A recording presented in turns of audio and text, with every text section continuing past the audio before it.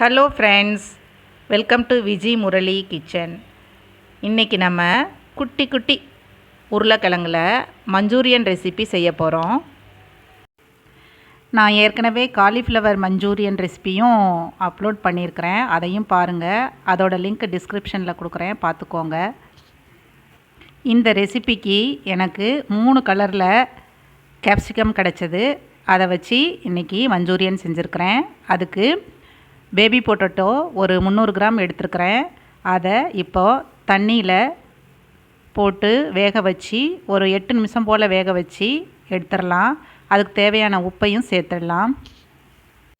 ஒரு 70% போல் வேக வச்சு எடுத்தாச்சு. நல்லா வேக வைக்கக்கூடாது. இப்போ இதை தோலை உரித்து வச்சாச்சு. வேக வச்ச உருளைக்கிழங்க மேரினேட் பண்ணிக்கலாம். இப்போ அதுக்கு 1/2 டீஸ்பூன் மிளகாய்த்தூள், 2 பிஞ்ச் மஞ்சள் தூள், அதுக்கு தேவையான உப்பு ஒரு 1/4 டீஸ்பூன், அது கூட 1/2 லெமன் சேர்த்து பிழிஞ்சி ஒரு 2 டீஸ்பூன் போல் தண்ணி விட்டு அதை நல்லா மிக்ஸ் பண்ணிவிட்டு அதை இந்த உருளைக்கிழங்குல சேர்த்து நல்லா இப்படி பிரட்டி விட்டுறணும். நல்லா கிளறி விட்டுறணும். இது 10லேருந்து 15 நிமிஷம் அப்படியே வச்சிடணும்.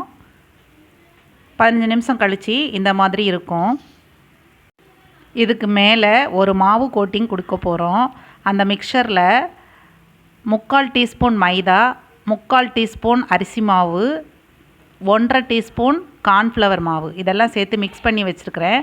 அந்த மாவை தான் இப்போ இதில் போட்டு நான் நல்லா பிரட்டி விட்டுருக்கேன். இப்போ இதை எண்ணெயில் போட்டு எடுத்துடலாம்.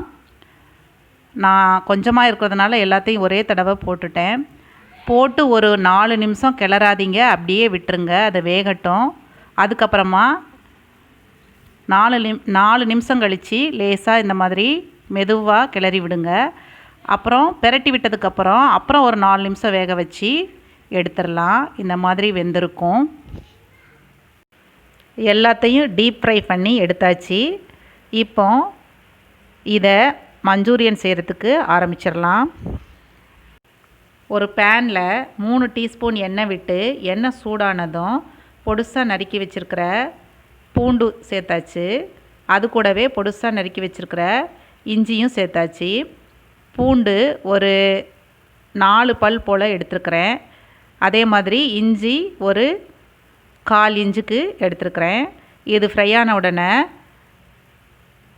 பெரிய வெங்காயம் ஒரு ஸ்மால் சைஸ் வெங்காயம் பொடுசாக நறுக்கி போட்டிருக்கேன். அதுக்கப்புறமா 3 கலரில் கொஞ்சம் கொஞ்சமாக குடமிளகாய் சேர்த்துருக்குறேன். இதையும் நல்லா வதக்கி விட்டுக்கலாம். ஒரு 2 நிமிஷம் போல் வதங்கின உடனே சோயா சாஸ் 2 டீஸ்பூன் சேர்த்துருக்குறேன். அது கூடவே சில்லி சாஸ் 1 டீஸ்பூன் சேர்த்துக்கலாம். அதையும் லேசாக கிளறி விட்டுறலாம். அதுக்கப்புறமா டொமேட்டோ கெச்சப் 2 ஸ்பூன் சேர்த்துக்கிறேன். எல்லாத்தையும் சேர்த்து ஒரு 1/2 நிமிஷம் போல் லேசாக கிளறி விட்டுக்கலாம். அதுக்கப்புறமா 3/4 டீஸ்பூன் கார்ன்ஃப்ளவர் மாவை 2 டீஸ்பூன் தண்ணி விட்டு கரைச்சி வச்சுருக்கிறேன். அதையும் இது கூட சேர்த்துடலாம். சேர்த்து ஒன்று போல் கலந்து விட்டுறலாம். இதுக்கு தேவையான உப்பு கொஞ்சமாக சேர்த்து அதையும் சேர்த்து ஒன்று போல் கலந்து விட்டுறலாம். இப்போ இது கூட ஒரு 50 மில்லி போல் தண்ணி விட்டு இதை வேக வச்சுக்கலாம். இது கூட சர்க்கரை ஒரு 1/2 டீஸ்பூன் போல் சேர்த்துக்கலாம். இதை ஒன்று போல் கிளறி விட்டு வேக வச்சுக்கலாம். இப்போ இந்த ஸ்டேஜுக்கு கொஞ்சம் வற்றின உடனே நம்ம வச்சுருக்கிற பேபி பொட்டேட்டோவை இதில் சேர்த்துக்கலாம். சேர்த்து ஒன்று போல் இப்படி பிரட்டி விடணும். இது போட்டு ஒரு நிமிஷத்துலையே ரெடி ஆயிரும். அவ்வளோதான். நம்ம இப்போ ஸ்டவ்வை ஆஃப் பண்ணிடலாம். இந்த சூடு இருக்கும்போதே நல்லா கிளறி விடணும் ஒன்று போல். இதில் ஒரு 1/4 டீஸ்பூன் போல் பெப்பர் பவுடர் சேர்த்து அதையும் ஒன்று போல் கிளறி விட்டுக்கலாம். அப்புறமா கொஞ்சமாக மல்லி இலை சேர்த்துக்கிட்டேன். வெங்காயத்தாள் கிடச்சா நீங்கள் வெங்காயத்தாள் சேர்த்துக்கலாம். ஸ்டவ் ஆஃப் பண்ண பிறகும் கொஞ்சம் நேரம் இந்த மாதிரி கிளறி விட்டோன்னா அது நல்லா ட்ரை ஆகிடும். அவ்வளோதான். சூப்பரான பேபி பொட்டேட்டோ மஞ்சூரியன் ரெடி. இதை நீங்களும் செய்து பார்த்து உங்கள் கிட்ஸுக்கு கொடுங்க. நல்லா சாப்பிடுங்க, என்ஜாய் பண்ணுங்கள்.